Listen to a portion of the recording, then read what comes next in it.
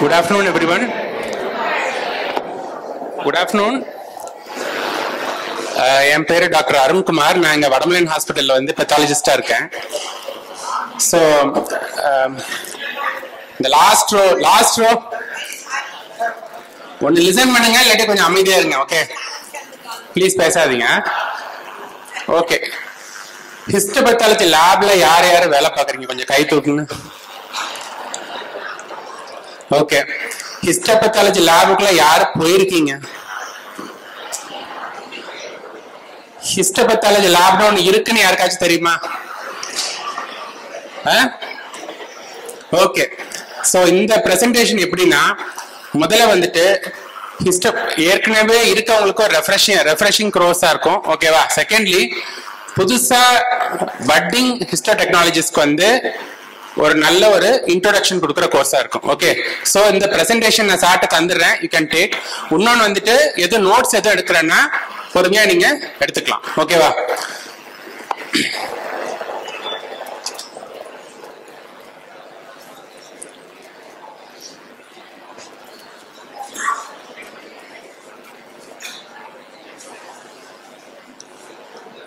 So first வந்து ஹிஸ்டோபேத்தாலஜில வந்து first procedure என்ன? First it starts with fixation.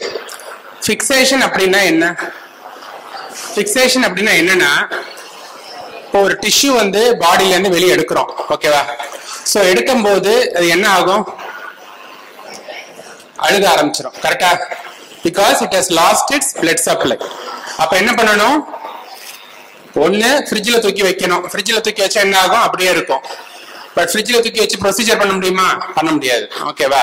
அப்ப நம்ம என்ன பண்றோம் அப்படின்னா, அதுக்கு ஒரு ரியேஜென்ட்டை யூஸ் பண்றோம். அதோட வேலை என்ன? It fixes a tissue in a chemical and physical state. அப்படியே உரைய வச்சிரும் அந்த டிஷ்யூவை. ஓகேவா? ரெண்டாவது அது எப்படி உரைய வைக்கும் அப்படின்னா, ஃபர்ஸ்ட் வந்துட்டு ஒரு செல் வெளியே வந்துட்டாலே என்ன ஆகும்? ஒண்ணு அது தானா அழிக்கிடும், இல்லாட்டியும் இன்ஃபெக்ஷன்னால அழிக்கிடும். ஓகேவா? சோ அது ரெண்டையுமே அந்த கெமிக்கல் வந்து அரெஸ்ட் பண்ணிடும். மூணாவது, அது மட்டும் பத்தாது, பிக்சேஷன்ல அது மட்டும் பத்தாது. அடுத்து என்ன ஸ்டெப் வேணும் நமக்கு? ஃபர்தரா நிறைய கெமிக்கல் போட்டு அந்த டிஷ்யூவை நம்ம ப்ராசஸ் பண்ண போறோம். அதையும் அது வந்து விஸ்டாண்ட் பண்ணணும்.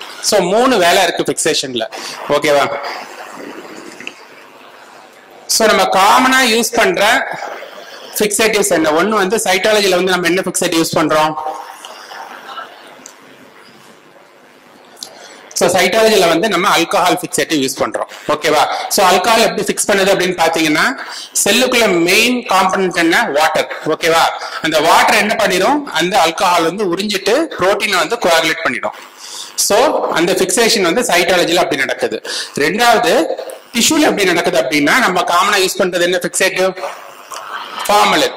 ஃபார்மலின் என்ன பண்ணும் அப்படின்னா, மெத்திலின் பிரிட்ஜ் ஃபார்ம் பண்ணும். மெத்திலின் பிரிட்ஜ் ஃபார்ம் பண்ணி எல்லா புரோட்டீனையும் அப்படியே ஒன்னு சேர வச்சிரும். ஒன்னு சேர வைக்கிறதுனால என்ன ஆகும்? அது இன்சால்யுபிள் ஆகி அது வந்துட்டு டீக்ரேட் ஆகாம அப்படியே வந்து ஸ்டேசிஸ் ஆயிரும். ஸோ தெரிஞ்சுக்க வேண்டியது, சைட்டாலஜிக்கு என்ன ஃபிக்சேட்டிவ் யூஸ் பண்றோம்? ஆல்கஹால். டிஷ்யூக்கு வந்து ஃபார்மலின்.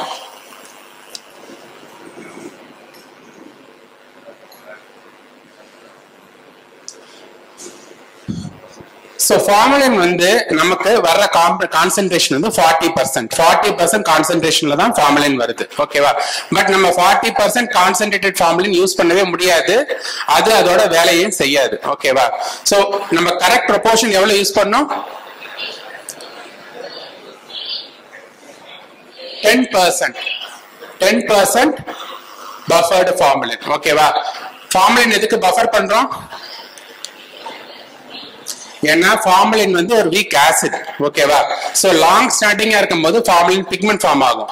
சோ நம்ம படிக்க போற டிஷ்யூ மேல இந்த பிக்மெண்ட் வந்து டெபாசிட் ஆக ஆரம்பிச்சிடும் நம்ம லாங் ஸ்டாண்டிங் ஃபார்மலின் யூஸ் பண்ணும்போது. அதனால we buffer the formalin. Okay, so ஃபார்மலினோட டெப்த் ஆஃப் பெனிட்ரேஷன் தெரியும். அதாவது நம்ம பிட் ஒரு டிஷ்யூல வந்து பிட் போடும்போது பாத்தீங்கன்னா அந்த பிட்டோட திக்னஸ் வந்து 5 மில்லிமீட்டருக்கு மேல இருக்கக்கூடாது. ஏன்னா ஃபார்மலினோட டெப்த் ஆஃப் பெனிட்ரேஷனே 1 மணி நேரத்துக்கு 1 மில்லிமீட்டர் தான். ஓகேவா?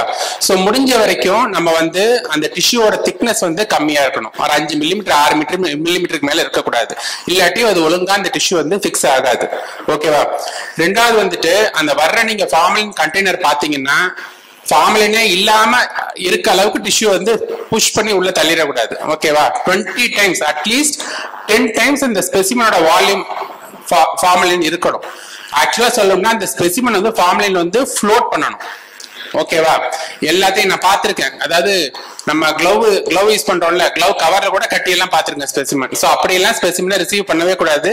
அது வந்து எந்த அளவுக்கு டிஷ்யூ டேமேஜ் பண்ண முடியுமோ அந்த அளவுக்கு டேமேஜ் பண்ணிடும். ஒன்ஸ் வந்து ஃபிக்சேஷன் எஃபெக்ட் ஆயிடுச்சுன்னா அது பிறகு நம்ம தலைகீழா நின்னாலும் ஒரு நல்ல ஸ்லைடை வந்து நம்ம கொண்டு வரவே முடியாது. ஏன்னா ஃபர்ஸ்ட் ஸ்டெப் ப்ராப்பர் ஃபிக்சேஷன். ஃபார்மலினோட டிஸ்அட்வான்டேஜ் என்ன? ஃபர்ஸ்ட் லேபுக்குள்ள வந்தாலே ஃபார்மலின் ஸ்மெல் தெரிஞ்சிடும். கரெக்டா? ஒன்னு கண் எரிச்சல், ரெண்டாவது it is carcinogenic, weak carcinogenic. ஓகேவா? மூணாவது வந்துட்டு டெர்மடைட்டிஸ், கையில பட்டு கிளவ் இல்லாம கையில பட்டுருச்சுன்னா ஸ்கின்னே வந்து ரஃப் ஆக்கிடும். ஸோ டெர்மடைட்டிஸ்லாம் வரும். ஸோ இதெல்லாம் ஒரு டிஸ்அட்வான்டேஜஸ் ஆஃப் ஃபார்மலின். பட் ஆனா உலகம் பூரா யூஸ் பண்ற காமன் ஃபிக்சேட்டிவ் வந்து ஃபார்மலின் தான். Because it is cheap. அதாவது நல்ல எஃபெக்ட் ஆன் டிஷ்யூஸ் இருக்கும், நல்ல மார்ஃபாலஜி தெரியும். அதனால உலகம் பூரா யூஸ் பண்ற எந்த கண்ட்ரியா இருந்தாலும் காமனஸ்ட் ஃபிக்சேட்டிவ் வந்து ஸ்டில் ஃபார்மலின் தான். சோ பஃபர் பண்றதுக்கு இந்த ஃபார்முலா தேவை. அதாவது ஃபார்மலின் 100 ml 10%, 1 லிட்டர் ப்ரிப்பேர் பண்றதுக்கு எவ்வளவு பண்ணும்? 100 ml ஃபார்மலின், 900 ml வந்து water, preferably distil water or normal water use பண்ணலாம். மூணாவது வந்துட்டு you need to add sodium dihydrogen phosphate and disodium hydrogen phosphate. So நம்ம ஏற்கனவே ப்ரிப்பேர் பண்ணி வச்சுக்கலாம். ஓகேவா? 1 லிட்டருக்குனா எவ்வளோங்கிறத ஒரு பையில போட்டு வச்சுக்கிட்டோம்னா கரெக்டா 1 லிட்டருக்கு 10 லிட்டர்ஸ் பண்ணும்போது அது ஜஸ்ட் மிக்ஸ் பண்ணிட்டா போதும். ஸோ ஃபார்மலின் மட்டும்தான் ஃபிக்சேட்டிவானா? இல்ல, நிறைய ஃபிக்சேட்டிவ்ஸ் இருக்கு. அதுக்கு அடுத்து பார்க்க போனா இந்த குளுட்டால்டிஹைட், ஆஸ்மியம் டெட்ராக்சைடு இதெல்லாம் வந்து நம்ம எலக்ட்ரான் மைக்ரோஸ்கோபிக் யூஸ் பண்ணுவோம். ஓகேவா? அப்புறம் வந்துட்டு பாயின்ஸ் ஃபிக்சேட்டிவ் வந்து பிக்ரிக் ஆசிட் மெயின் காம்பனன்ட், ஜெங்கர்ஸ் வந்து மெர்குரி குளோரைட் மெயின் காம்பனன்ட். இதுக்கெல்லாம் வேற வேற ஃபங்க்ஷன்ஸ் இருக்கு, அதை காமிக்கிறேன் நான். So day to day sample, daily ரொட்டீனுக்கு வந்து நம்ம என்ன ஃபிக்சேட் யூஸ் பண்றோம்? 10% பஃபர்டு ஃபார்மலின். ஓகேவா? லிம்ப் நோடுக்கு வந்து B5 சொல்யூஷன், அதுவும் வந்து I think mercury chloride based fixative தான். ஸோ ஹையர் லேப்ஸ்ல சென்டர்ஸ்ல வந்து அது யூஸ் பண்ணுவாங்க. பட் ஃபார்மலின் யூஸ் பண்ணலாம், நல்லாவே ஒர்க் அவுட் ஆகும், ஒன்றும் பிரச்சனை இல்லை. GI ட்ராக்டுக்கு வந்து 10% பாஃப்லின், டெஸ்டிஸ்க்கு வந்து ஃபார்மலின் யூஸ் பண்ணலாம், இல்ல பாயின்ஸ் ஃபிக்சேட்டிவ் யூஸ் பண்ணலாம். பாயின்ஸ் ஃபிக்சேட்டிவ் நம்ம எப்படி கண்டுபிடிக்கிறதுனா அது ஒரு எல்லோ கலர்ல இருக்கும். ஓகேவா? டெஸ்டிஸ்க்கு வந்து நல்ல மார்ஃபாலஜி கொடுக்கும். பட் ஸ்டில் ஃபார்மலின் யூஸ் பண்ணலாம், ஃபார்மலின் யூஸ் பண்ணக்கூடாதுன்னு கிடையாது. அப்புறம் போன் மேரோக்கு வந்து பாயின்ஸ் யூஸ் பண்ணலாம். ஸ்பிளீனுக்கு வந்து ஜெங்கர்ஸ். ஜெங்கர்ஸ் எப்ப யூஸ் பண்ணுவோம்னா பிளட் அதிகமா உள்ள டிஷ்யூ, லைக் ஸ்பிளீன்ல வந்து பிளட் ஜாஸ்தி இருக்கும். ஸோ அது மாரி டிஷ்யூஸ்க்கு வந்து நம்ம வந்து ஜெங்கர்ஸ் யூஸ் பண்ணலாம். ஓகேவா? ஸோ ரொட்டீன் ஹிஸ்டோபேத்தாலஜிக்கு 10% formalin, electron microscopy glutaraldehyde or osmium tetroxide, இம்யூனோஹிஸ்டோகெமிஸ்ட்ரிக்கு 10% ஃபார்மலினே போதும். IF இம்யூனோஃப்ளோரசன்ஸ்க்கு வந்து அன்பிக்ஸ்டு டிஷ்யூ. ஓகேவா? அடுத்து என்சைம் ஹிஸ்டோகெமிஸ்ட்ரிக்கு வந்து ஃப்ரோசன் செக்ஷன். ஸோ ஃபார்மலினோட ஒரு முக்கியமான ஒரு ப்ராப்ளம் வந்து பாத்தீங்கன்னா ஃபார்மேஷன் ஆஃப் ஃபார்மலின் பிக்மெண்ட். ஓகேவா? இது எந்த அளவுக்கு குறைக்கலாம் அப்படின்னா நீங்க பஃபரிங் பண்ணிட்டீங்கன்னா ஓரளவுக்கு நீங்க குறைச்சிடலாம். ஆனா பிளட் அதிகமா உள்ள டிஷ்யூல ஃபார்மலின் பிக்மெண்ட் ஃபார்ம் ஆகதான் செய்யும், அதை நம்ம குறைக்கிறது கஷ்டம் தான். ரெண்டாவது ஃபார்மலின் வந்து இப்ப நம்ம பண்றோம் அப்படின்னா ஸ்மாலர் பயாப்சிஸ்லாம் வித்தின் 24 ஹவர்ஸ்க்குள்ள நம்ம ப்ராசஸ் பண்ணிடணும். 24 ஹவர் அதிகமா போகும்போது என்ன ஆகும்னா ஃபார்மலினோட பிரச்சனை என்னன்னா அதை ஹார்ட் பண்ணிடும் டிஷ்யூவை. ஓகேவா? ஹார்ட் ஆகும்போது செக்ஷன் எடுக்கும்போது என்ன ஆகும்னா செக்ஷன்ல வந்து கிராக் உள்ள ஆரம்பிச்சிடும். ஸோ இந்த சென்டர்ல பாருங்க இந்த டிஷ்யூ வந்து செப்பரேட் ஆயிருக்கு. அது காரணம் வந்து நீங்க அதிகமான டைம் ஃபார்மலின் வைக்கும் போது இந்த கிராக்ஸ் வந்து வரும். ஓகே, நம்ம இப்ப ஃபிக்ஸ் பண்ணியாச்சு டிஷ்யூவை. சோ பிரிசர்வ் பண்ணிட்டோம். இதுக்கு அடுத்து எப்படி நம்ம ப்ராசஸ் பண்ண போறோம்? சோ ஐடியலா எதுக்கு நம்ம டிஷ்யூவை ப்ராசஸ் பண்றோம்?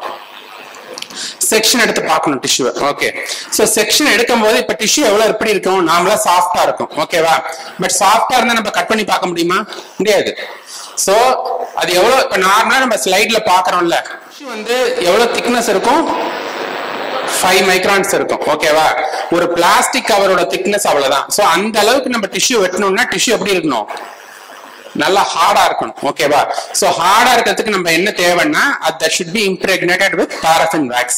சோ அந்த கண்டிஷன்ல இருந்தாதான் நம்ம வந்து ஹார்டா நம்ம வந்து கட் பண்ண முடியும். ஓகேவா, பட் இப்ப நம்ம ஃபர்ஸ்ட் பிக்சேஷனுக்கு என்ன யூஸ் பண்ணோம், ஃபார்மலின் யூஸ் பண்ணோம். ஃபார்மலின்ல வந்து எவ்வளவு பர்சன்டேஜ் ஃபார்மலின் இருக்கு, 10% தான் இருக்கு. மீதி 90% என்ன இருக்கு, வாட்டர் இருக்கு. ஓகேவா, சோ இப்ப வாட்டர் இருக்கிறதுனால வாட்டரை வந்து அப்படியே எடுத்துட்டு வேக்ஸ் வந்து உள்ள புகுத்திட முடியாது. சோ அதுக்கு தான் வந்து ஃபர்ஸ்ட் வந்து டீஹைட்ரேஷன் பண்ணணும். சோ வாட்டரை முதல்ல எடுக்கணும், வாட்டருக்கு அடுத்து ஜைலின் யூஸ் பண்ணணும், ஜைலின் அடுத்து தான் நம்ம வேக்ஸ் யூஸ் பண்ண முடியும். சோ வாட்டர் எடுக்கிறது நம்ம என்ன சொல்றோம், டீஹைட்ரேஷன் அப்படின்னு சொல்றோம். ஜைலின் யூஸ் பண்றது வந்து கிளியரிங் அப்படின்னு சொல்றோம். இம்ப்ரெக்னேஷன் வந்து பாராஃபின் வேக்ஸ் வச்சு பண்றோம். சோ என்னென்ன இன்ஃப்ளூயன்ஸ் பண்ணும் டிஷ்யூ ப்ராசஸிங், ஒன்னு வந்து சைஸ்.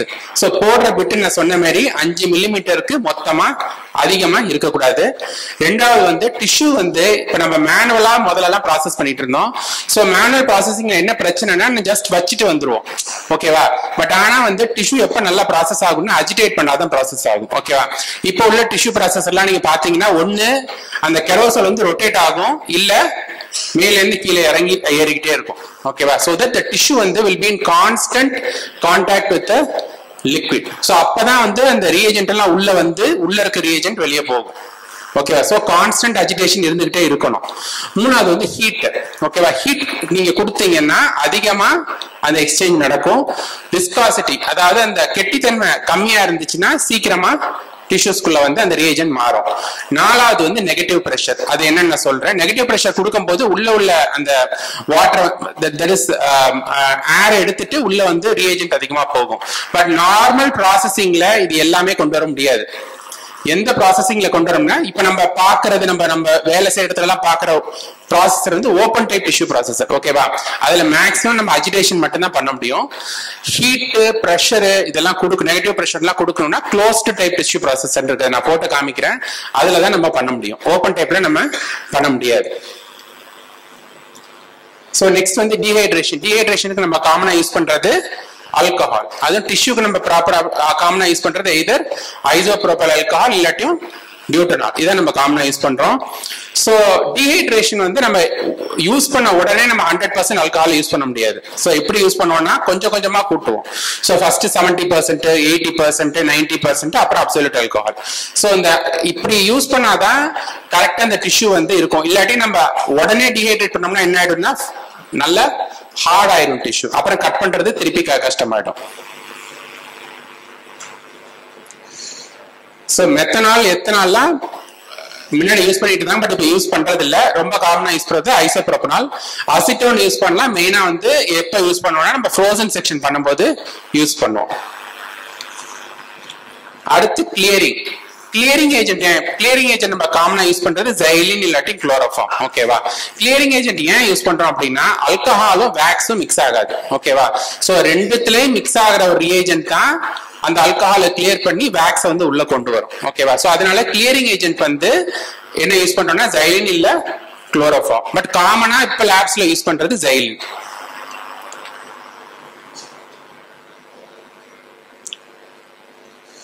சோ கடைசியா வேக்ஸ். வேக்ஸ் வந்து ஃபார்மலின் மாதிரி நம்ம இது வரைக்கும் சேஞ்ச் பண்ணவே இல்லை. நம்ம காமனா யூஸ் பண்ற வேக்ஸ் வந்து பாத்தீங்கன்னா மெல்டிங் பாயிண்ட் வந்து எய்தர் 58 to 60 இருக்கும், இல்லாட்டியும் 60 to 62 டிகிரிஸ் இருக்கும். ஓகேவா, சோ வந்துட்டு இட் ஷுட் பி, அது வந்து எப்படி இருக்கும், வேக்ஸ் வந்து நார்மல் ரூம் டெம்பரேச்சர்ல ஹார்டா இருக்கும். ஹீட் கூட்டும் போது it becomes a liquid form. ஓகேவா, சோ எல்லா டிஷ்யூ ப்ராசஸருமே பாத்தீங்கன்னா அந்த வேக்ஸ் காம்பனன்ட் வந்து will be ஒரு லோ ஹீட்ல இருக்கும், ஒரு 60-65 டிகிரிஸ்ல இருக்கும். சோ தட் என்ன ஆகும், அந்த வேக்ஸ் வந்து ஒரு லிக்விட் ஃபார்ம்ல இருக்கும். சோ அந்த டிஷ்யூஸ் வரும்போது கரெக்டா வேக்ஸ் வந்து உள்ள வந்துடும். உள்ள வந்த பிறகு நம்ம வெளியே எடுக்கும் போது நார்மல் ரூம் டெம்பரேச்சர் வந்துறதுனால ஹார்ட் ஆயிரும் டிஷ்யூ. சோ இதுதான் open type tissue processor. So இதுல பாத்தீங்கன்னா ஒரு கம்பார்ட்மெண்ட்லயும் வேற வேற ரியேஜென்ட் இருக்கும். இப்ப நான் சொன்ன எல்லாமே ஃபர்ஸ்ட் ஃபார்மலின் இருக்கும், அப்புறம் அசெண்டிங் ரேட்ஸ் ஆஃப் ஆல்கஹால் இருக்கும், அப்புறம் xylene இருக்கும், அப்புறம் பாரஃபின் வேக்ஸ் இருக்கும். ஓகேவா? பாரஃபின் வேக்ஸ் மட்டும் it will be under constant heat, ஒரு 65 டிகிரிஸ்ல இருக்கும். ஸோ இந்த மெல்டிங் பாயிண்ட் ஏற்ற மாதிரியே இருக்கும்.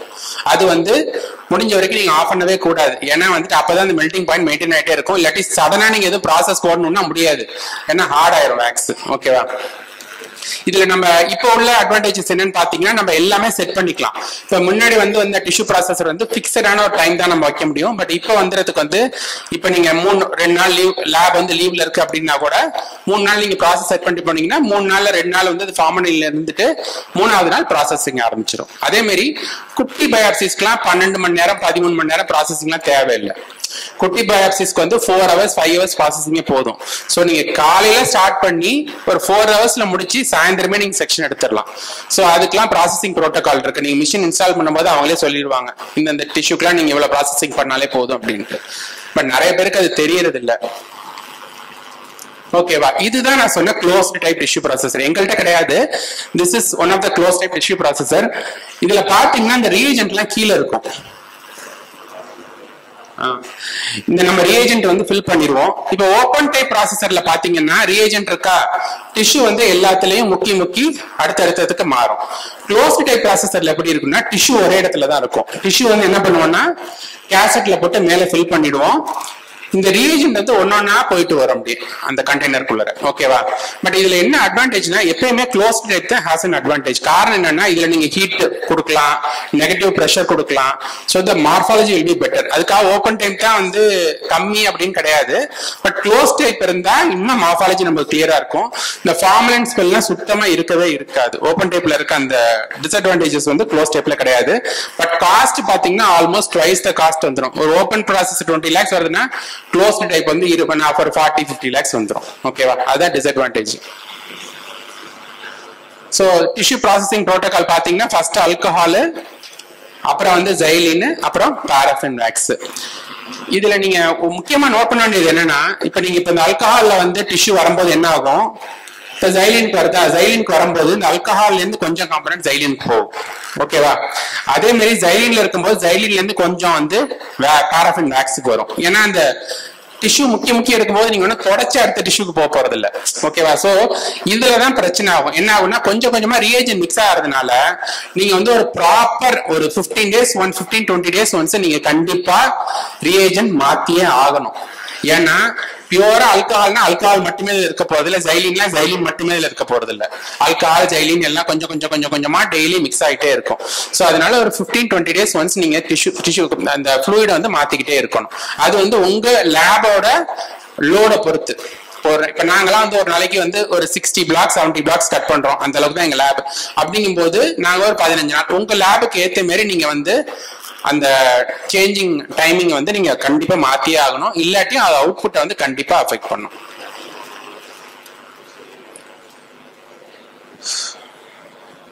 சோ அடுத்து எல் மோல்டு. இப்ப நம்ம முதல்ல எல் மோல்டு வச்சுதான் நம்ம பிளாக் போட்டுட்டு இருக்கோம். இப்ப எங்க இதுல எல் மோல்டு தான் யூஸ் பண்றோம். பட் அதுல இல்லாம பிக்சட் மோல்டு எல்லாம் இப்ப நீங்க ரைட் சைட் பாக்குறது ஸ்டெயின்லெஸ் ஸ்டீல் மோல்டு. சோ வேற ஷேப்ல மோல்டு இருக்கும். ஓகேவா? இப்ப நம்ம இதை அட்ஜஸ்ட் பண்ண முடியும். பட் இது பிக்சட் மோல்டு. ஸ்மாலுக்கு நீங்க ஸ்மால் எடுத்துக்கலாம், மீடியம்க்கு மீடியம் எடுத்துக்கலாம், லார்ஜுக்கு லார்ஜ் எடுத்துக்கலாம். அதே மாதிரி இன்னொரு அட்வான்டேஜ் என்ன, முன்னாடிலாம் நம்ம கட்டையை வச்சுதான் நம்ம அந்த வேக்ஸ் பிளாக்கை ஃபிக்ஸ் பண்ணுவோம். பட் இப்பெல்லாம் பாத்தீங்கன்னா நம்ம அந்த டிஷ்யூ கேசட்டை வச்சு நம்ம பேக் சைடை நம்ம அந்த கட்டைக்கு பதிலாக யூஸ் பண்ணிக்கலாம். ஓகே. சோ இந்த ரொட்டீன் எல் மோல்டு, இது இந்த டிஷ்யூ கேசட். முதல்ல மெட்டல் கேசட்ஸோட இப்ப உள்ள மிஷின்ஸ்லாம் இது மாதிரி பிளாஸ்டிக் கேசட்ஸ் தான் ப்ரிஃபர் பண்றாங்க. ஓகே. சோ தட் அந்த லைஃப் கூட மிஷினோட லைஃபை இது கூட்டும். ஏன்னா மெட்டல் கேசட்டோட வெயிட்டேஜ் ஜாஸ்தி. ஓகே. ஸோ இதுதான் embedding station. So embedding station நான் சொல்றேன் பார்த்துக்கோங்க. ஸோ எம்பெடிங் ஸ்டேஷன்ல 3 காம்பனன்ட் இருக்கும். ஒன்று டிஷ்யூ வார்மர் இருக்கும், அடுத்து ஹாட் பிளேட் இருக்கும், அடுத்து கோல்டு பிளேட் இருக்கும். பேருக்கு ஏற்ற மாதிரி டிஷ்யூ வார்மர்ல என்ன இருக்கும்னா நம்ம அப்படியே இந்த வேக்ஸ் பக்கெட்ல இருந்து எடுத்ததை டிஷ்யூ வார்மருக்குள்ள போட்டுருவோம். ஓகேவா? இந்த ஹாட் பிளேட் தான் நம்ம ஒர்க் பண்ண போற ஏரியா. இது கோல்டு பிளேட். மேல வந்து ஃபுல்லா இந்த மால்டன் வேக்ஸ் இருக்கும். ஓகே, நம்ம இந்த மோல்டு எடுத்து என்ன பண்ணுவோம், டிஷ்யூ வந்து உள்ள வச்சுட்டு இங்க பிரஸ் பண்ணோம்னா அந்த வேக்ஸ் வந்து கரெக்டா அந்த மோல்டு ஃபில் பண்ணிடும். ஓகே, நம்ம அந்த இங்க பாருங்க, சோ மோல்டு ஃபில் பண்ண பிறகு நம்ம டிஷ்யூ உள்ள வச்சு எந்த பக்கம் நம்ம கட் பண்ண போறோமோ அந்த சைடு டிஷ்யூ வச்சு நம்ம பிரஸ் பண்ணுவோம். சோ பிரஸ் பண்ண உடனே கொஞ்ச நேரத்துல என்ன ஆகும், வேக்ஸ் கெட்டியாக ஆரம்பிச்சிடும். அந்த கெட்டியாக அந்த பிளாக் எடுத்து நீங்க கோல்டு பிளேட்ல வச்ச உடனே ஒரு 30 செகண்ட்ஸ்ல பிளாக் ரெடி ஆயிடும். ஓகேவா, அது பிறகு மோல்டு வந்து தனியாக கழட்டிடலாம். ஓகே, சோ நம்ம ப்ராசஸ் வந்து எம்பெடிங் ஸ்டேஷன்ல வந்து ரொம்ப குயிக்கா நடக்கும். அடுத்த பிளாக்ஸ் எல்லாம் will be looking very uniform. நம்ம எல்லா பிளாக்கையும் அப்புறமா உட்காந்து ட்ரிம் பண்ணிட்டு இருக்கணுங்க அவசியமே கிடையாது. நல்ல எல்லா பிளாக்ஸுமே நல்ல யூனிஃபார்மா இருக்கும். இன்னொரு விஷயம், ப்ராசஸிங் யூஸ் பண்ற வேக்ஸை எம்பெடிங் யூஸ் பண்ணக்கூடாது. ஓகேவா, அது நம்ம நினைப்போம் அது வேஸ்டா தானே போகுது, அது நம்ம இதுக்கு யூஸ் பண்ணலாமே அப்படின்ட்டு. பட் என்னன்னா கட்டிங் வந்து அது சீக்கிரமா பிளேடை வந்து டேமேஜ் பண்ணிடும் ப்ராசஸ் பண்ண வேக்ஸ். ஸோ ஐடியலா நம்ம வந்துட்டு புது வேக்ஸ் யூஸ் பண்றது பெட்டர். இன்னொன்னு ஓரியன்டேஷன் வந்து நிறைய டைம் வந்து ஜூனியரா இருக்கவங்க புதுசா ஜாயின் பண்ணவங்களாம் ஓரியன்டேஷன் வந்து பண்ணவே விடக்கூடாது. ஏன்னா வந்து ஒன்ஸ் அவங்க தப்பா ஓரியன்டேஷன் பண்ணிட்டாங்கன்னா செக்ஷன் எடுத்துட்டோம்னா அது திருப்பி வந்து நிமித்தி வச்சு படுக்க வச்சு பண்றதெல்லாம் ரொம்ப கஷ்டம். அதனால முடிஞ்ச வரைக்கும் அந்த ஜூனியர்ஸ்க்கு வந்து ஒரு நல்ல ஓரியன்டேஷன் கொடுக்கணும். ஒரு டியூப்னா எப்படி வந்து குறுக்கு வாட்டில வச்சு கட் பண்ணணும், டியூப், ஸ்பெர்மட்டிக் கார்டு, இதெல்லாம் வந்து அப்பெண்டிக்ஸ், இதெல்லாம் வந்து கரெக்டா வந்து குறுக்கு வாட்டில் வச்சு வெட்டணும். ரெண்டாவது வந்து ஸ்கின் வந்து சைட்ல வச்சு எல்லா லேயரும் வர்ற மாதிரி. அதே மாதிரி இன்டெஸ்டைன் அப்படிதான், எல்லா லேயரும் மியூகோசா, சப் மியூகோசா, இந்த 4 லேயரும் தெரியுற மாதிரி வெட்டணும். இதெல்லாம் அவங்க திருப்பி அவங்களை பார்த்தாதான் அவங்க ஒழுங்கா பண்ணுவாங்க. ஒன்ஸ் அவங்க படுக்க வச்சு வெட்டிட்டாங்கன்னா மியூகோசா போச்சுன்னா அப்புறம் நம்ம எந்த ரிப்போர்ட்டுமே அதுக்கு கொடுக்க முடியாது. அதே மாதிரி ஸ்மால் பயாப்சி எல்லாம் பண்றாங்க அப்படின்னா முடிஞ்ச வரைக்கும் 2 பிளாக்கா போடணும். இப்போ ஒரு 4 குட்டி பயாப்சி வருதுன்னா முடிஞ்ச வரைக்கும் 2 பிளாக்கா போடணும். அப்படி போடும்போது என்ன ஆகும்னா ஒண்ணு மேல ஒன்னா உட்காராம எல்லாமே ஒரே லேயர்ல உட்காரும். அப்பதான் கட் பண்ணும்போது நமக்கு நல்ல செக்ஷன்ஸ் வரும். அடுத்து இப்ப மெம்பரேன்ஸ் எல்லாம் பாத்தீங்கன்னா இப்ப ஆம்னியாட்டிக் மெம்பரேன் இல்ல சிஸ்ட் வால் வருது அப்படின்னா முடிஞ்ச வரைக்கும் ரோல் பண்ணிட்டு அது Swiss cheese pattern of cutting அப்படிம்பாங்க. இப்ப ரோல் பண்ணும்போது நம்ம நிறைய ஏரியா பார்க்கலாம். ஓகே, சரி, இப்ப இது ரொட்டீன் ப்ராசஸிங். பட் சில டைம் போன் மேல பயாப்சி வரும். அதை ரொட்டீனா ப்ராசஸ் பண்ணணும்னா உடனே எல்லாம் அப்படியே போட்டக்கூடாது. என்ன பண்ணணும், you have to decal the section. So உள்ள கால்சியத்தை வந்து வெளியே எடுத்தாதான் அந்த டிஷ்யூவை கட்டே பண்ண முடியும். ஸோ அதுக்கு வந்து நிறைய ரியேஜென்ட்ஸ் இருக்கு. இப்போ வந்து போன் மேரோ பயாப்சில வந்து வீக்கான போன், ஸோ அதுக்கு வந்து வெறும் ஃபார்மிக் ஆசிடோ இல்லை EDTA போதும். ஆனா இப்போ கார்டிகல் போனு, ஃபீமரு, ஃபிபுலாலாம் வருதுன்னா it's a hard bone. Hard bone வந்து ஒரு ஸ்ட்ராங் ஆசிட் யூஸ் பண்ணும். either nitric acid இல்ல வந்து hydrochloric acid, various percentages இருக்கு, அது மாதிரி யூஸ் பண்ணணும். ஸோ நம்ம நார்மலா யூஸ் பண்றது வந்து formic acid 5%. It's an excellent decal reagent. ஆனா என்னன்னா it is a slow reagent. weak acidங்கிறதுனால it will be very slow, but morphology வந்து நல்லா தெரியும். இது எதுக்காக சொல்றேன்னா, நீங்க ஒரு டிஷ்யூ வந்து ஒழுங்கா டீகால்சிபிகேஷன், அதாவது கால்சியத்தை எடுக்காம நீங்க கட் பண்ணிட்டீங்கன்னா அந்த பிளேடை நீங்க திருப்பி யூஸ் பண்ணவே முடியாது, தூக்கி தான் போடணும் அது. ஓகேவா? ரெண்டாவது, டீகேல் பண்ணாம நீங்க வந்து செக்ஷன் எடுக்கும் போது என்ன ஆகும், பிளாக்கே உடஞ்சி கையோட வந்துடும். ஓகே, சோ இதெல்லாம் வந்து ப்ராப்பரா டீகேல் பண்ணா மட்டும்தான் அந்த டிஷ்யூவை நீங்க ப்ராப்பரா எடுக்கவே முடியும். அதே மாதிரி ஒன்ஸ் நீங்க ப்ராப்பரா டீகேல் பண்ணாம இது மாதிரி பிரச்சனை எல்லாம் ஆயிடுச்சுன்னா அந்த பிளாக்கை நீங்க திருப்பி யூஸ் பண்ணவே முடியாது. அதை நீங்க திருப்பியும் டீகால்சிபிகேஷன் கொண்டு போகவே முடியாது. திருப்பி நீங்க புதுசா விட்டு போட்டு தான் நீங்க வந்து அந்த டீகால்சிபிகேஷன் ப்ரொசீஜரே பண்ணணும். அதனால முடிஞ்ச வரைக்கும் டீகால்சிபிகேஷனை ப்ராப்பரா பண்ணணும். இப்போ ஃபார்மிக் ஆசிட்னா 3 நாள் நீங்க அந்த டைம் கொடுத்தே ஆகணும். அந்த டாக்டர் சொல்றாங்க நீங்க உடனே ரிப்போர்ட் கொடுங்க, சீக்கிரமா டீகேல் பண்ணுங்க அப்படின்னா பண்ணீங்கன்னா அது ஒர்க் அவுட் ஆகாது. ஸோ இது எங்க டிபார்ட்மெண்ட்ல இருக்க நார்மல் ரோட்டரி மைக்ரோட்டம், இது பார்த்திருப்பீங்க. இங்க வந்து பிளாக்கை வச்சு இங்க பிளேடை வச்சு நம்ம கட் பண்ணுவோம். இங்க நமக்கு வந்துட்டு இந்த இதுல வந்துட்டு நம்ம எத்தனை மைக்ரான் வந்து திக்னஸ் எடுக்கணும் செக்ஷன் அப்படிங்கிறது நமக்கு தெரிஞ்சிடும். ஸோ நார்மலா வந்து 5 மைக்ரான்ஸ். இதுவே வந்து செல்ஸ் அதிகமா உள்ள டிஷ்யூ எல்லாம் வந்து 4 மைக்ரான்ஸ் 3 மைக்ரான்ஸ் வச்சு எடுக்கலாம்.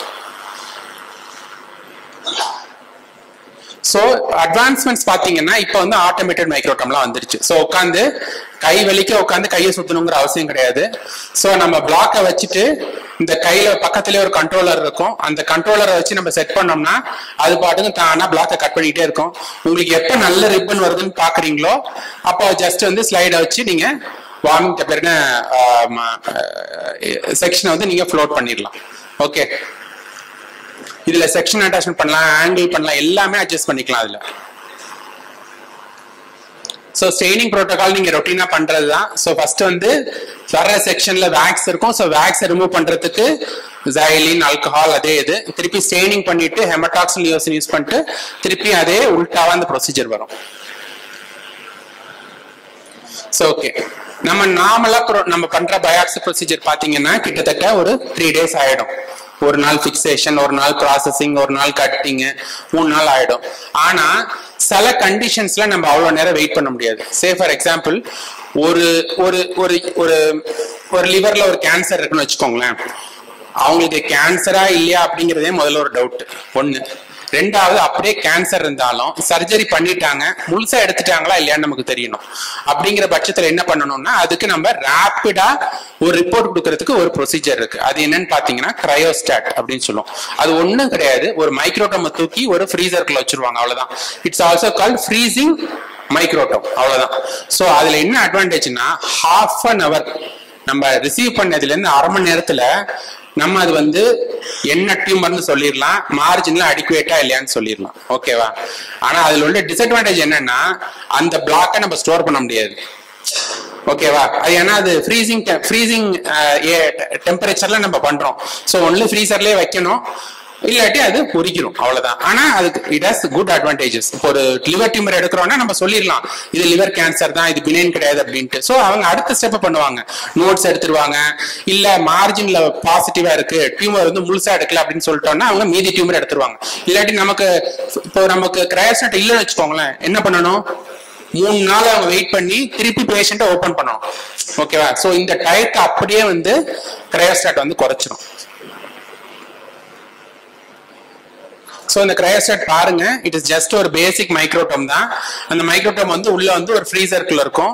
இந்த ஃப்ரீசிங் கம்பார்ட்மெண்ட் வந்து -28 degreesல இருக்கும், -28 to -30. அதுல வந்துட்டு நல்லா வச்சு செக்ஷன் எடுக்கலாம். கொஞ்சம் கஷ்டம் தான், ரொட்டீன் செக்ஷன்ஸோட கிரையோஸ்டாட் மைக்ரோட்டோம் எடுக்கிற செக்ஷன்ஸ்க்கு நல்ல ட்ரைனிங் வேணும். ஸோ ட்ரைனிங் இருந்தீங்கன்னா நல்லா நீங்க வந்து செக்ஷன்ஸ் எடுத்து பழகலாம். ஸோ இதுல பாருங்க, இது ஃபர்ஸ்ட் வந்து செக்ஷன் திக்னஸ்க்குள்ள இண்டிகேட்டர். ஸோ அதுல பாருங்க 7 மைக்ரான்ஸ் இருக்கு. நீங்க 6 வைக்கலாம், 5 வைக்கலாம், உங்க திறமைக்கு ஏற்ற மாதிரி நீங்க வச்சுக்கலாம். அடுத்து வந்துட்டு இந்த டெம்பரேச்சர் நார்மலா -10ல வைப்போம். பட் எப்போ உங்களுக்கு டெம்பரேச்சர் இன்னும் குறையணும், நார்மலா 10ல வச்சு கட் பண்ண முடியாது. 28, 29, 30 -28, -29, -30 வச்சு தான் கட் பண்ண முடியும். ஸோ அதுக்கு கொண்டு வர்றதுக்கு ஒரு 2 hours ஆகும். ஸோ கொண்டு வந்துட்டீங்கன்னா அதுல செக்ஷன் கட் பண்ணி பார்த்துக்கலாம். ரொட்டீன் செக்ஷன் அளவுக்கு அழகா வரலன்னாட்டும் ரிப்போர்ட் பண்றதுக்கு அது போதும். ஸோ கடைசியா ஆர்டிஃபேக்ட்ஸ் இன் ஹிஸ்டோபேத்தாலஜி. ஸோ ஆர்டிஃபேக்ட்ஸ்னா என்ன, நம்மளால உருவாகிற தவறுகள். அதாவது நம்ம ஆர்டிஃபேக்ட்ஸ் தமிழ்ல வேலை அர்த்தம், பட் பெத்தாலஜியை பொறுத்த வரைக்கும் நம்மளால உருவாக்கப்படுற தவறுகள் என்னென்ன. ஃபர்ஸ்ட் வந்துட்டு காட்ரி ஆர்டிஃபேக்ட் அப்படின்னு சொல்லுவாங்க. அதாவது ஒரு டிஷ்யூ முன்னாடிலாம் வந்துட்டு இப்போ ஒரு பிளட் ஒரு டிஷ்யூவை கட் பண்றோம் அப்படின்னா உடனே என்ன ஆகும், ப்ளீட் ஆகும். முதல்ல என்ன பண்ணுவாங்கன்னா அந்த வெசல் எல்லாம் எந்தெந்த வெசல்லாம் ப்ளீட் ஆகுதோ அதெல்லாம் கட்டிடுவாங்க. ஸோ அப்படிதான் முதல்ல நமக்கு டிஷ்யூ வந்துச்சு. பட் இப்போ எப்படின்னா எல்லாத்துக்கும் எலக்ட்ரோ காட்ரி இருக்கு. எலக்ட்ரோ காட்ரியோட வேலை என்னன்னா கரெக்டா எங்கெல்லாம் ப்ளீட் ஆகுதோ அங்கெல்லாம் என்ன பண்ணுவாங்கன்னா கரெக்டா அந்த காட்ரியை வைப்பாங்க. ஸோ வைக்க என்ன ஆகும்னா அங்க உள்ள பிளட் வெசல் எல்லாம் அப்படியே சீல் ஆயிரும். ஓகேவா? ஸோ அதுல உள்ள பிரச்சனை என்னன்னா நம்ம சீலான இடம்லாம் பாத்தீங்கன்னா அப்படியே வந்து டார்க் ஆயிடும், அது ஸ்டெயின் எடுக்காது, பயங்கர டார்க்கா இருக்கும். ஓகேவா? ஸோ அதுதான் வந்து காட்ரி ஆர்டிஃபேக்ட். அதே மாதிரி டிஷ்யூ எடுக்கும் போது என்ன பண்ணுவாங்கன்னா கொஞ்சம் ஃபோர்ஸா பிடிச்சு எடுக்கும் போது டிஷ்யூ கிரஷ் ஆயிரும். அதை வந்து கிரஷ் ஆர்டிஃபேக்ட்னு சொல்லுவோம். அது வந்து ஸ்டெயின் ஜாஸ்தியா எடுக்கும். ஸோ இது வந்து இந்த கிரஷ் ஆர்டிஃபேக்ட். ரெண்டாவது வந்து சூச்சர் மெட்டீரியல் வந்து அது சூச்சர் ஆர்டிஃபேக்ட். மூணாவது வந்து என்னன்னு பாத்தீங்கன்னா நிறைய சர்ஜன்ஸ் என்ன பண்ணுவாங்க அப்படின்னா டிஷ்யூ எடுத்து சர்ஜரி பண்ண பிறகு எடுத்து வெளியில வச்சு நல்லா போட்டோ எடுத்து கட் பண்ணி அது பண்ணி இது பண்ணிட்டு இருப்பாங்க. ஆக்சுவலா அப்படி பண்ணவே கூடாது. டிஷ்யூ எடுத்த உடனே அதை ஃபார்மலின்ல தூக்கி போடணும். ஸோ அந்த கேப்பே இருக்கக்கூடாது.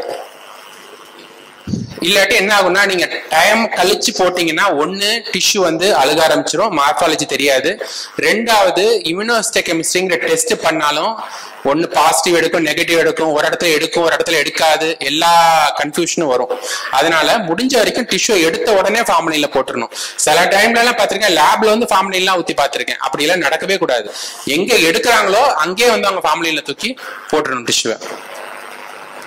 அடுத்து வந்து ஃபோர்ஸ்ஃபுல்லா எடுக்கும் போது என்ன ஆகும்னா டிஷ்யூ வந்து செப்பரேட் ஆகும். முடிஞ்ச வரைக்கும் எவ்வளவு சாஃப்டா ஹேண்டில் பண்ண முடியுமோ அந்த அளவுக்கு ஒரு டிஷ்யூ ஹேண்டில் பண்ணணும்.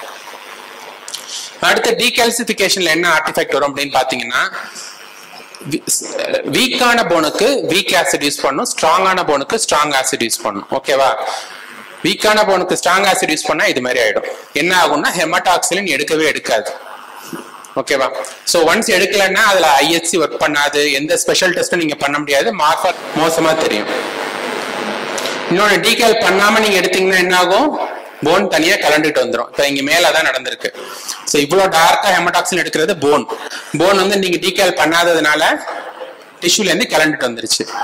நெக்ஸ்ட் வந்து இப்ப இது மாரி வந்து இது வந்து ஸ்கோரிங் ஆர்டிஃபேக்ட் அப்படின்னு சொன்னோம். ஸ்கோரிங் ஆர்டிஃபேக்ட்னா என்னன்னா, அந்த போனை வந்து அந்த பிளேட்ல வந்து ஒரு நிக் இருக்கு அப்படின்னா அதை சேம் யூஸ் பண்ணும்போது என்ன ஆகும், அந்த டிஷ்யூ வந்து ஒரே இடத்துல கிழிச்சிட்டு வந்துடும். அதுதான் ஸ்கோரிங் ஆர்டிஃபேக்ட். இது வந்து வெனேஷியன் பிளைண்ட் ஆர்டிஃபேக்ட் அப்படின்னா என்னன்னா, நீங்க அந்த பிளேடை வந்து ஃபிக்ஸ் பண்றீங்களா கட் பண்றதுக்கு, அது வந்து டைட்டா ஃபிக்ஸ் ஆகாம இருக்கு அப்படின்னா அது வைப்ரேட் ஆகும். வைப்ரேட் ஆகும்போது உங்களுக்கு டிஷ்யூல இது மாதிரி ஆர்டிஃபேக்ட் வரும். இதுதான் வெனேஷியன் பிளைண்ட் ஆர்டிஃபேக்ட். நாலாவது வந்து ஓரியன்டேஷன், டான்ஜென்ஷியல் கட்னா ஒரு ஸ்கின் பேப்ஸ் வைக்கிறீங்க, குறுக்காட்டுல வெட்டாம படுக்க வச்சு வெட்டினீங்கன்னா மேலோட்டமா எல்லா ஸ்கின்னும் தெரியும். ஓகேவா? சோ அதுதான் வந்து டான்ஜென்ஷியல் ஆர்டிஃபேக்ட். அஞ்சாவது வந்துட்டு இப்ப நீங்க வந்து இந்த வாட்டர் பாத்ல போடும்போது ப்ராப்பரா அந்த டிஷ்யூ வந்து மிதக்கணும், ஃபோல்ட் எல்லாம் போயிடணும். அது நீங்க அவசரமா எடுத்தீங்கன்னா என்ன ஆகும், டிஷ்யூல வந்து ஃபோல்ட் ஆக ஆரம்பிச்சிடும். இதுதான் ஃபோல்டிங் ஆர்டிஃபேக்ட். அடுத்து வந்துட்டு மவுண்ட் பண்றதுக்கு நம்ம என்ன யூஸ் பண்ணுவோம், டிஷ்யூ மவுண்ட் பண்றதுக்கு டிபிஎக்ஸ் யூஸ் பண்ணுவோம். ஓகேவா? அந்த டிபிஎக்ஸ்ல வந்து ஏர் பபிள் இருக்க கூடாது, இருந்துச்சுன்னா ஏர் பபிள் ஆர்டிஃபேக்ட் வரும்.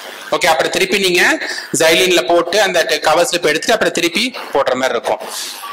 அப்புறம் வந்துட்டு எப்பயுமே ஸ்டெயின் பண்ணும்போது ஸ்டெயினிங் ஜார்ல வந்துட்டு பாதி ஸ்டெயினை வச்சு ஸ்டெயின் பண்ணக்கூடாது. ஓகேவா? அது என்ன ஆகும்னா, நீங்க லாங் ஸ்டாண்டிங்கா ஒரே ஸ்டெயினை யூஸ் பண்ணும்போது மேல ஸ்டெயின் டெபாசிட் வர ஆரம்பிக்கும். சோ நீங்க அந்த ஸ்லைடை விட்டு எடுக்கும்போது என்ன ஆகும், அந்த ஸ்டெயின் ஆர்டிஃபேக்ட்ல கரெக்டா அந்த ஸ்லைட்ல போய் உட்காந்துக்கும். ஓகேவா? சோ முடிஞ்ச வரைக்கும் ஃபுல் நீங்க ரீப்ளேஸ் பண்ணணும், ஃபில்டர் பண்ணணும், இது ரெண்டுமே பண்ணணும். அப்பதான் ஸ்டெயின் ப்ராப்பரா ஒர்க் பண்ணும். அடுத்து வேக்ஸ் டிவேக்ஸ் ஆகும்போது என்ன பாத்தீங்களா, ஒரு பக்கம் ஸ்டெயின் எடுக்குது, ஒரு பக்கம் ஸ்டெயின் எடுக்கல, ஏன்னா அந்த இடத்துல வேக்ஸ் இருக்கு. ஓகேவா? சோ அது ஒண்ணும் பண்ண முடியாது, திருப்பி நீங்க தான் செக்ஷன் எடுக்கணும். இதுல பாருங்க, பாதி ரியேஜென்ட் இருக்கும்போது பண்ணா ஒரு பக்கம் ஸ்டெயின் எடுத்திருக்கு, ஒரு பக்கம் ஸ்டெயின் எடுக்கல. சோ இதெல்லாம் ஆர்டிஃபேக்ட்ஸ் இன் ஹிஸ்டோபேத்தாலஜி. சோ ஸ்பெஷல் ஸ்டெயின்ஸ் ஒரு தனியா டிபார்ட்மெண்ட் இருக்கு. சோ நிறைய வெறும் ரொட்டீன் ஹெமடாக்சின் நியோசின் இல்லாம மற்ற ஸ்டெயின்ஸ் இருக்கு. அதுக்கு ஒன்னொன்னுக்கு ஒரு ஸ்பெசிபிக் பர்பஸ் இருக்கு. ஒரு ஃபர்ஸ்ட் வந்து ஏஎஃப்பி ஸ்டெயின் வந்து ஒரு ஆசிட் ஃபாஸ்ட் பேசிலே பார்க்கலாம், பயாப்சிலே பார்க்கலாம், மைக்ரோபயாலஜிலாம் பார்க்கணும்னு இல்லை, பயாப்சிலே பார்க்கலாம். ப்ரொவைடர் இந்த டிஷ்யூல ஏஎஃப்பி இருந்தா எடுக்கும். ரெண்டாவது ஆல்ஷியன் ப்ளூ. மூணாவது வந்து காங்கரட் வந்து அமைலாடுங்கிற ஒரு டெபாசிட் பார்க்கறதுக்காக பார்ப்போம். அப்புறம் ஜிஎம்எஸ், கோமரி மெத்தனமின் சில்வர் வந்து ஃபங்கஸ்க்காக யூஸ் பண்றது. நார்மலா பிஏஎஸ் யூஸ் பண்ணோம், பட் பிஏஎஸ் விட நல்லா தெரியும் கோமரி மெத்தனமின் சில்வர்ல. மேசன் ஸ்ட்ரைக்ரோம், மியூசிகான் அப்படின்னு நிறைய ஸ்பெஷல் ஸ்ட்ரெயின்ஸ் இருக்கு. இது வந்து எங்க டிபார்ட்மெண்ட்ல நான் போட்ட ஜிஎம்எஸ் ஸ்ட்ரெயின் ஃபங்கஸுக்கு. ஓகேவா? இது வந்து ஒரு கேஸ், ஒரு ஆஸ்டியோமைலிட்டிஸ், ஒரு போன்ல இன்ஃபெக்ஷன். அது இன்ஃபெக்ஷன் தெரியுது, பட் எதுக்கும் ட்ரீட் ஆகல. இந்த பயாப்சில பாத்தீங்கன்னா நிறைய ஃபங்கஸ், இந்த பிளாக் கலர்ல எடுக்கிறது தான் ஃபங்கல் எலிமெண்ட்ஸ், இந்த மியூகார்மைகோசிஸ். ஓகே, அதே மாதிரி ஒரு லங்ல வந்து ஒரு பயாப்சி எடுக்கும்போது வந்த மியூகார்மைகோசிஸ். ஓகே, இந்த மியூகார்லாம் எப்போ வந்துச்சுன்னா இந்த கோவிட் டயத்தில் அது மாதிரி நிறைய கேஸ் பார்த்தோம், இந்த நோஸ்ல நேசல் மியூகார்மைகோசிஸ்லாம். ஸோ அதுக்கு பிறகு நம்ம இப்ப டயபெட்டிக்ஸ், நம்ம அன்கண்ட்ரோல்டு டயபெட்டிக் இருக்கவங்க நிறைய பேருக்கு ஒரு இன்ஃபெக்ஷன்ல ஃபங்கஸ் அதிகமா பார்ப்போம்.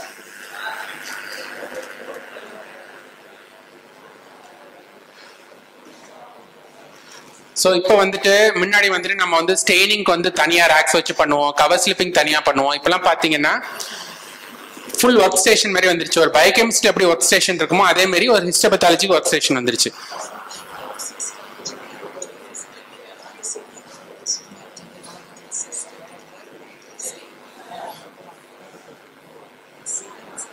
ஸோ இதில் பார்த்தீங்கன்னா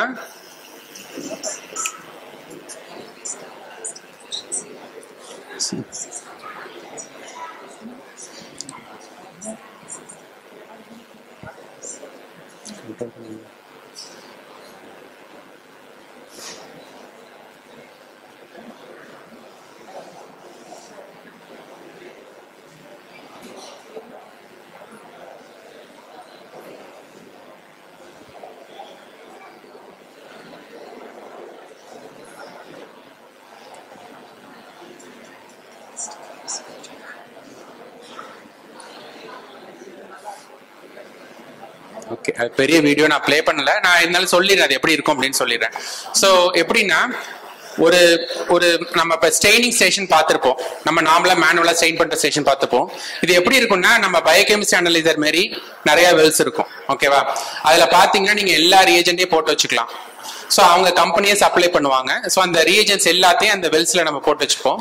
போட்டு வச்சுட்டு அது பக்கத்திலே பார்த்தீங்கன்னா கவர் ஸ்லிப்பிங் மிஷின் இருக்கும். ஓகேவா, ஸோ இந்த ரீஏஜென்ட்ஸ்ல வந்து நம்ம எப்படி டிஷ்யூ ப்ராசஸிங்க்கு நம்ம இன்புட்ஸ் கொடுக்குறோமோ அதே மாரி ஸ்டெயினிங்க்கு நம்ம இன்புட்ஸ் கொடுத்துருவோம். ஃபர்ஸ்ட் வந்து ஜைலின்ல 2 நிமிஷம், வேக்ஸ்ல 2, வேற என்ன ஆல்கஹால் 2 நிமிஷம் அப்படின்னு போட்டோம்னா கரெக்டா அதுக்கு ஒரு ஆம் ஒன்று இருக்கும். அது கரெக்டா அந்த டிஷ்யூ ஸ்லைட்ஸ் எல்லாத்தையும் கரெக்டா அந்தந்த ஸ்டெயின்குள்ளர கரெக்டா முக்கி எடுத்துரும். இதுல என்ன அட்வான்டேஜ்னா நீங்க HNE ஸ்டெயின், ஜீம்ஸா எல்லா ஸ்டெயினுமே நீங்க டைம் கொடுத்து வச்சுக்கலாம். அது அந்தந்த ஜாருக்குள்ள கரெக்டா அந்தந்த டைம் கொடுத்து ஸ்டெயினிங் முடிச்சிடும். முடிச்சுட்டு என்ன பண்ணும், அப்படியே அழகா தூக்கிட்டு போய் அந்த பக்கம் வச்சு கவர் ஸ்லிப் வந்து அதுவே DPX வச்சு விட்டு அதே கவர் ஸ்லிப் வச்சு மூடிடும். ஸோ பாத்தீங்கன்னா கவர் ஸ்லிப்ல அந்த வேக்ஸ் எல்லாம் வெளியே வரவே வராது.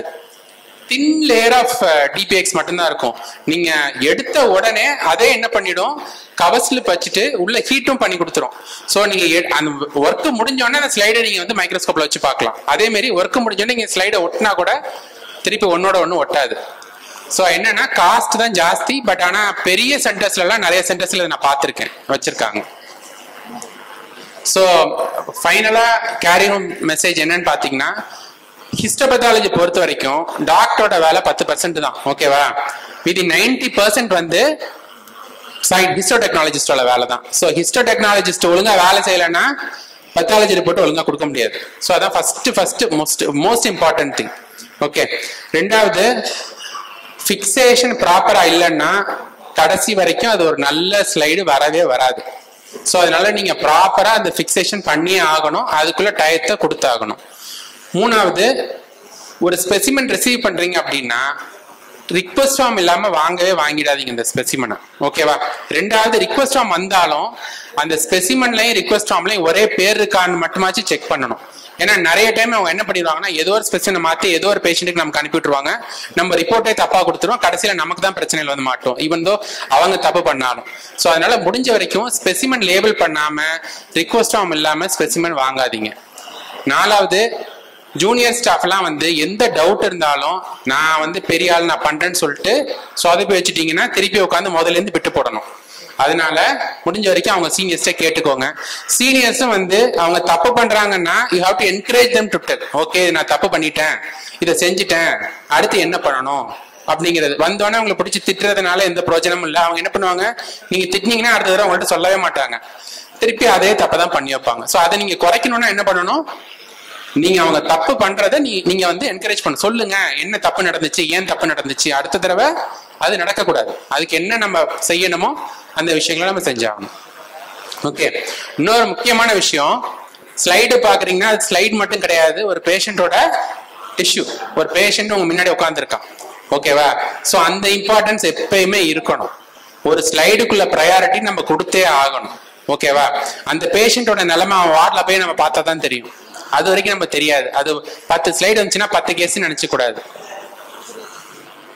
அடுத்து வந்து இப்ப நம்ம ரொட்டீனா பயோகெமிஸ்ட்ரி ஹெமட்டாலஜில இல்லாம ஹிஸ்டோபத்தாலஜில பாத்தீங்கன்னா புது புது விஷயங்கள் டெய்லி நீங்க ட்ரை பண்ணலாம். ஒரு புது ஸ்டெயின் ட்ரை பண்ணலாம். லைஃப் வந்து மோனோட்டோனஸா இருக்காது ஹிஸ்டோபேத்தாலஜியை பொறுத்த வரைக்கும். ஏன்னா புது புது விஷயங்கள் ட்ரை பண்ணும்போது நமக்கும் ஒரு எந்தூசியாசம் இருக்கும், நமக்கும் வந்துட்டு ஒரு நல்ல விஷயம் செய்யற ஒரு ஃபீல் இருக்கும். ஓகேவா? அதே மாதிரி குயிக்கா ரிப்போர்ட் கேட்கறாங்க, ஒரு நாள்ல கேட்கறாங்க, 2 நாள்ல கேட்கறாங்க, தயவு செஞ்சு கொடுக்காதீங்க. ரிப்போர்ட் டிலே, 1 நாள் 2 நாள் டிலே போறதை விட தப்பான ரிப்போர்ட்டை அவங்க கைக்கு போயிடக்கூடாது. ஏன்னா ஒரு ஹெமட்டாலஜி ரிப்போர்ட்டோ ஒரு பயோகெமிஸ்ட்ரி ரிப்போர்ட்டோ பேஷண்ட்டுக்கு லைஃப் லாங் ஒன்று வச்சுக்க போறது இல்லை. பட் ஒரு பயாப்சி ரிப்போர்ட்டை பொறுத்த வரைக்கும் it is a medico legal certificate. Once அவன் கைக்கு போயிடுச்சுன்னா அது ஒரு எவிடன்ஸ், ஒரு மெடிக்கல் எவிடன்ஸ். ஒரு ஸ்லைடு பிளாக் எல்லாம் வந்து பாத்தீங்கன்னா மினிமம் நீங்க 10 வருஷம் ஸ்டோர் பண்ணணும். ஓகேவா? கேட்டா நீங்க கொடுத்துதான் ஆகணும், ஏன்னா அது அவனோட உரிமை. ஓகேவா? அதெல்லாம் நம்ம அவாய்டே பண்ண முடியாது. அதனால முடிஞ்ச வரைக்கும் ரிப்போர்ட்டை வந்து எரர் இல்லாம கொடுக்கணும். அவசரப்பட்டு கேட்கறாங்கிறதுக்காக தப்பான ரிப்போர்ட்டை கொடுத்துடக்கூடாது. கொடுத்துட்டீங்கன்னா அது டாக்டரோட பிரச்சனை இல்ல, உங்க லேபோட பிரச்சனை ஆயிடும். அப்புறம் you have to go to court only. இப்பெல்லாம் பயங்கர பேஷன்ஸ்லாம் நல்லா வந்துட்டாங்க. அதனால வந்துட்டு வேர்ட் பை வேர்ட் நம்ம கொடுத்த ரிப்போர்ட் டாக்டர் படிக்கிறாரோ இல்லையோ அவங்க படிப்பாங்க. ஓகேவா? அதுக்கு மென்மேலும் கூகுள் இருக்கு, விக்கிபீடியா இருக்கு, எல்லாமே இருக்கு. ஸோ நீங்க போற சென்டென்ஸ் எல்லாத்தையும் வச்சு என்ன அர்த்தங்கிறத நம்மளோட அதிகமாவே தெரிஞ்சுப்பான். அதனால முடிஞ்ச வரைக்கும் ரிப்போர்ட் தப்பு போகாம பாத்துக்கோங்க, அது உங்க கையில தான் இருக்கு. ஓகே,